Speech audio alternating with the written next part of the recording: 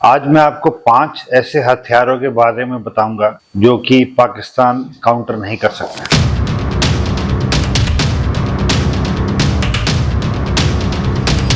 ये जो वेपन्स हैं ये मेरी पर्सनल रेटिंग के हिसाब से हैं। सालों का तजुर्बा है जिसके बाद मैंने ये समझ के बनाया है कि पाकिस्तान की एयर डिफेंस क्यों फेल होगी और भारत क्यों इस दिशा में बहुत आगे बढ़ता जा रहा है।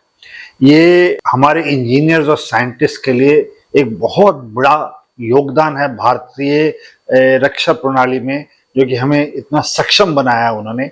और मैं चाहता हूं कि ये जो भी साइंटिस्ट और इंजीनियर्स हमारे हैं भारत के, आप ये वीडियो उनके साथ शेयर कीजिए और उनको बताइए कि हम कैसे आगे बढ़ते जा रहे हैं और हमारे जो young budding engineers and scientist हैं उनको इससे प्रोत्साहन लेके और ऐसी क्षमता को बढ़ाने के लिए काम करना चाहिए। सबसे पहला जो वेपन है जिसके बारे में बताऊंगा वो है ब्रह्मोस ब्लॉक 3।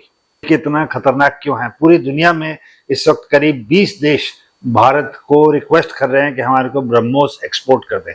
ब्रह्मोस ब्रह्मपुत्र और मॉस्को रिवर के नाम से नाम रखा गया है ब्रह्मोस, और ये चारों जगह से, हवा में, सरफेस से, समुंदर से और सबमरीन से लॉन्च किया जा सकता है। तो ये क्षमता भारत के पास है और ये भारत और रूस की जॉइंट डेवलपमेंट है और ये डीआरडीओ और एनपीओ जो कि रशिया की ऑर्गेनाइजेशन है, साथ मिलकर बनाया है। बट जो ब्लॉक 3 है जिसके बारे में मैं बात करूंगा वो एक गेम चेंजर है। तो ये इसकी स्पीड ध्वनि की स्पीड से 3 गुना ज्यादा से ऊपर है, माक 3 से ज्यादा जाता है और इसकी रेंज करीब 450 से 500 किलोमीटर है। और इसमें एक्सटेंडेड वर्जन से जैसे मैंने बताया है ये तीनों जगहों से, लैंड, एयर एंड सी से लॉन्च किया जा सकता है। तो ये जो भारतीय वायुसेना का जो Su-30 पे ब्रह्मोस ए लगता है और ये एयर लॉन्च्ड वर्जन है। लेकिन ये जो ब्रह्मोस हैं ये भारत के किसी भी फ्रंटलाइन बेस से जब उड़ेगा Su-30 पे लगा के, तो ये टारगेट को, चाहे वो इस्लामाबाद हो चाहे वो रावलपिंडी हो, उनको 4 से 5 मिनट के अंदर स्ट्राइक कर सकता है। ये इतनी क्षमता है। तो अब पाकिस्तान की जो एयर डिफेंस है, जो कि इनकी, जिसको वो IADS कहते हैं, इंटीग्रेटेड एयर डिफेंस सिस्टम्स, चाहे उनके HQ-9 हो या LY-80 हैं, ये HQ-9 जो इंटरसेप्ट करने की कोशिश करता है ब्रह्मोस को, ये जो डिटेक्शन टाइम है उसके पास करीब 60 सेकंड का होता है, 1 मिनट का। और इतनी तेज स्पीड से जब ये आते हैं और जब आप इनको रिएक्शन टाइम ही जब कम मिलता है HQ-9 का, तो ब्रह्मोस इस गैप को पार करके निकल जाता है। इंडिया के एक साथ मल्टीपल ब्रह्मोस लॉन्च करने का भी साधन रहता है कि हम 2-3 अलग अलग जगहों से ब्रह्मोस मिसाइल फायर करें, तो जो रडार्स हैं वो तुरंत से सैचुरेट हो जाती हैं। और आने वाला जो ब्रह्मोस NG है, जिसको नेक्स्ट जनरेशन बोलते हैं, BrahMos next generation, BrahMos NG, वो और भी सक्षम है। वो काफी लाइट है और वो मल्टीपल एयरक्राफ्ट के ऊपर यूज किया जा सकता है। और ये हमारी DRDO और बाकी साइंटिस्ट और इंजीनियर इस पे काम कर रहे हैं और हम काफ़ी तरक्की कर चुके हैं। ये आपको हमेशा जानना है। तो ये भारत, जो पाकिस्तान के IADS हैं वो नियरली इनफेक्टिव है ब्रह्मोस 3 के पास। नेक्स्ट है घातक UCAV। ये जो देखा नहीं जा सकता उसको रोका नहीं जा सकता। मैंने अभी कुछ दिन पहले घातक पे एक वीडियो बनाया था, आप देख सकते हैं मेरी प्लेलिस्ट में। ये अनमैन्ड कॉम्बैट एयर व्हीकल है। ये आडा, जो भारत का एरोनॉटिकल डेवलपमेंट एजेंसी है, और HAL ने मिलकर बनाया था। इसके अंदर मैंने आपको बताया था कि जो भारत का अपना खुद का निर्मित कावेरी इंजन है, जो उन्होंने LCA के लिए बनाने की कोशिश की थी, वो लगाया है। और इसकी जो शेप है वो एक B-2 बॉम्बर की तरह है। तो ये जो B-2 बॉम्बर है वो उस शेप का है। इसके अंदर भारत का खुद का इंजन है और करीब 90% कंपोनेंट्स इसके अंदर इंडिजिनस है। तो ये जो क्षमता है भारत की, अपना खुद का 90% बनाया हुआ अनमैन्ड कॉम्बैट एयर व्हीकल, उसको अब ये लॉन्च करने वाले हैं। तो ये इसका इतना लो क्रॉस सेक्शन एरिया है कि ये डिटेक्ट नहीं होता। और आने वाली जनरेशन में जो हम 6th जनरेशन जेट्स बनाएंगे, उसके अंदर मैन्ड अनमैन्ड जो कॉम्बैट सिस्टम होगा, उसके अंदर ये घातक हमारे फाइटर्स के साथ एस्कॉर्ट करेंगे। तो ये कैपेबल है। और अगर मैं किसी भी हैवीली डिफेंडेड टारगेट पाकिस्तान में अगर भेजता हूँ घातक को, तो उसको इंटरसेप्ट करने की कोशिश करते हैं। तो पाकिस्तान के पास ऐसा कोई कंपैटिबल UCAV नहीं है। जो CH-4 और विंगलॉन्ग हैं, जो चाइनीज सप्लाइड ड्रोन्स हैं पाकिस्तान के पास, वो स्टेल्थ नहीं है, तो रडार उसको क्लियरली विजिबल है। बट घातक की कैटेगरी का कोई भी अनमैन्ड कॉम्बैट एयर व्हीकल इस वक्त पाकिस्तान के पास नहीं है। और फ्यूचर वॉरफेयर में UCAV जो कि हम देख भी रहे हैं ईरान युद्ध में या रशिया यूक्रेन युद्ध में, ये इनकी बहुत ही ज्यादा इंपॉर्टेंस है। और घातक जो वेपन जो फ्यूचर वॉर्स में यूज होगा, वो पाकिस्तान के पास इसका मेरी समझ से इस वक्त कोई उत्तर नहीं है। तीसरा वेपन जो भारत का बहुत ही ज्यादा क्षमता वाला है, वो है S-400 ट्रायम्फ।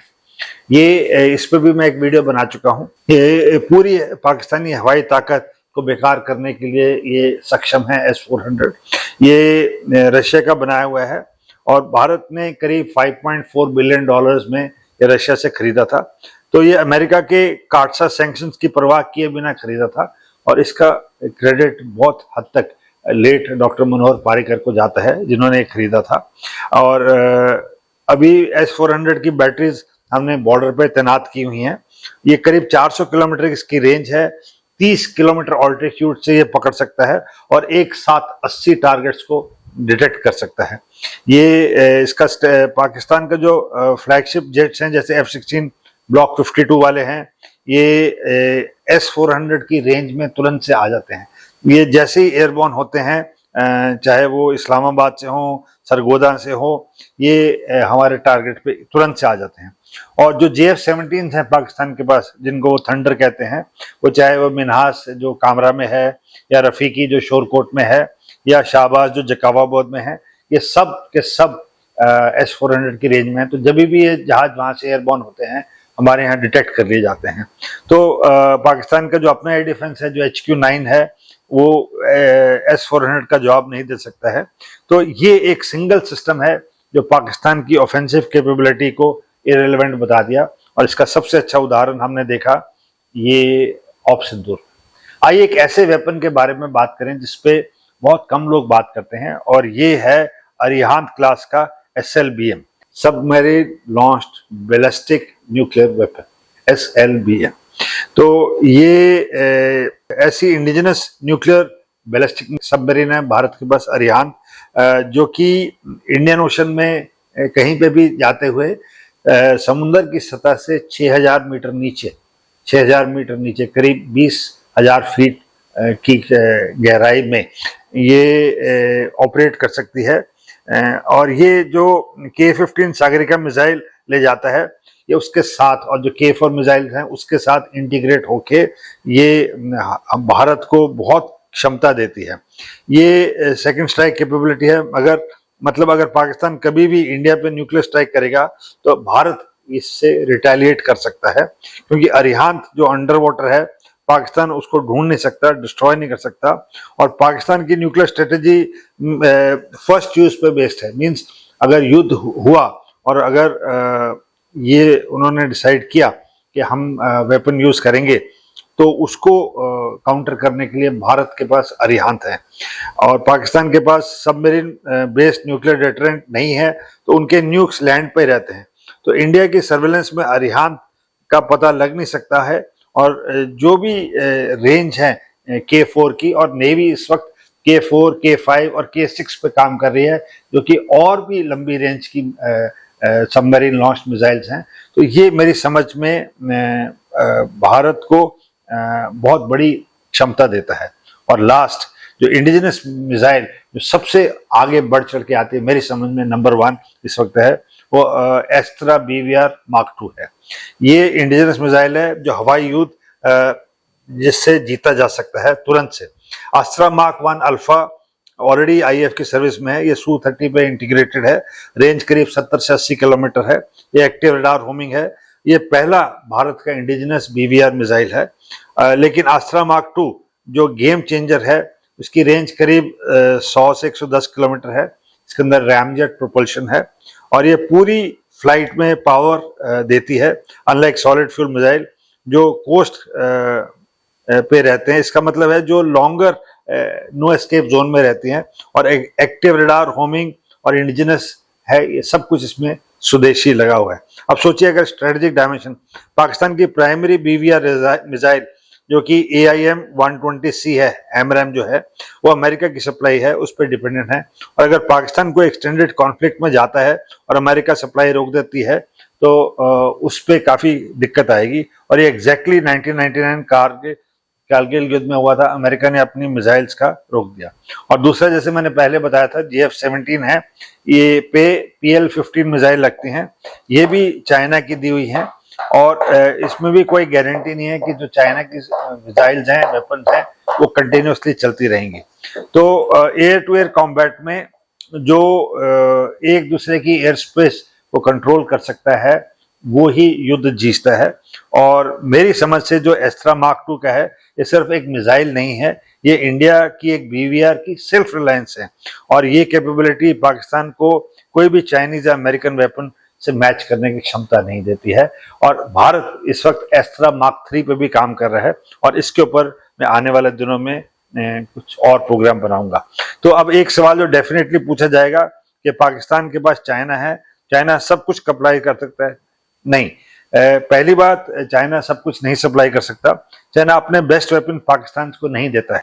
तो ये एक कंप्लीट डोमिनेंस सिनेरियो है, चाहे वो एयर में हो, लैंड पे हो, डिफेंस अम्ब्रेला में हो, अंडर सी भी हो।